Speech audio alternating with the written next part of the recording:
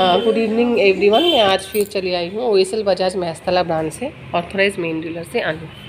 आज हमारे कस्टमर बहुत छोटे से हैं, बहुत ही छोटे से। इनको ये गाड़ी बहुत पसंद आई। कैसा लग रहा है गाड़ी में बैठ के? अच्छा लग रहा है। पसंद आया गाड़ी? हाँ। ये गाड़ी लेके जाना है आपको? हाँ। कौन ले रहा है? ये गाड़ी किसका है, पापा का कि आपका? मेरा है। आपका गाड़ी है। कैसे चलाओगे बताओ? बहुत ही प्यारे कस्टमर है हमारे। देखिए, इनको भी एनएस गाड़ी बहुत पसंद है। तो आज छोटा सा ये वीडियो मैं आप लोगों को शेयर कर रही हूँ कि आज की जनरेशन को भी बाइक बहुत ही ज़्यादा पसंद है। अच्छा, सबको हाय बोलो तो। हाय। बोलो, मैं ये गाड़ी चला के ले जा रहा हूँ। बोलो बोलो। बोलो, आप लोग भी यहाँ आइए गाड़ी लेने। बोल दो, बोल दो। Okay, thank you.